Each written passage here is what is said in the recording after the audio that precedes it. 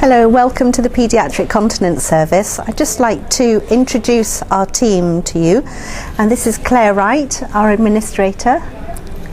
And this is Victoria Ella, Paediatric Continence Nurse. And I'm Angela Ioma, Paediatric Continence Nurse. The Paediatric Continence team aims to give every child the best possible start to remain clean and dry, which is what every child obviously wants to be able to achieve in life. It has a vast impact on many children, the fact that they can't stay clean and dry, and it can lead to bullying, loss of self-esteem, all ranges of psychological issues which can happen later on in life. So we aim to target and help these children from a very early age and intervene quick so that problems don't become on a larger scale as the children get older.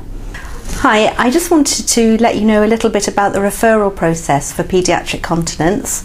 If you have a child who has nighttime wetting or daytime wetting or constipation, or you've just got any concerns and you wanted to find out how you can be referred into the service, if your child is school age, the best way to go about it is to have a word with your school nurse. And your school nurse might be able to signpost you to the ERIC website or the Promocon website, both of which have got excellent information, and start some initial advice for you before you're referred in to see us. And lots of people get better straight away just by seeing their school nurse, which is really great. If, however, then a referral is needed, your school nurse would complete the necessary paperwork and send it to us. You could also go to your GP and ask for a referral to paediatric continence, which would also be fine. Equally well, if you have a consultant that you see at Blackpool Victoria Hospital, if you have a chat with them about some of your concerns, it may be relevant for them to refer you to us as well.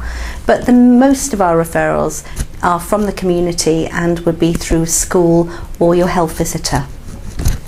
Part of the service that we try and offer is for children who attend special schools, and we try and we would see the child individually, either in school if that was convenient, or a home visit, or a clinic, whichever was easiest for the family, and try and offer support to promote continence for those children, because very often children with additional needs, for whatever reason, we have low expectations of the ability to toilet.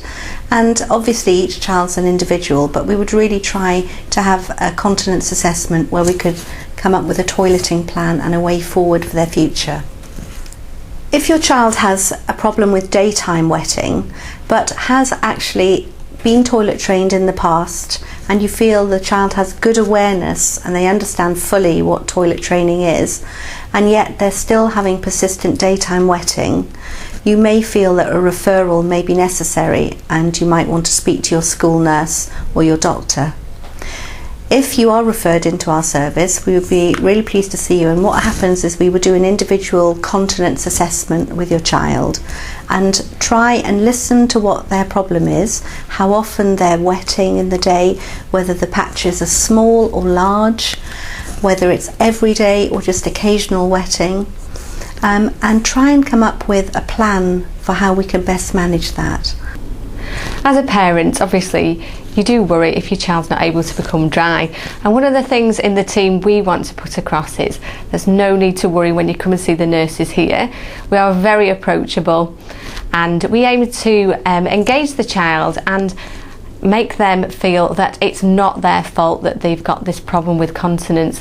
Lots of the children feel, why me? I've got this problem. They blame themselves, and it's vital that they realise it is not their fault. It is something in their body that they're just not able to control at present. With nighttime wetting, of course, like riding a bike, some people are able to learn to ride a bike earlier than others, and with nighttime wetting, sometimes some children are able to become dry earlier than others. Same with daytime wetting and night and constipation. It's not their fault, and we are here to help them.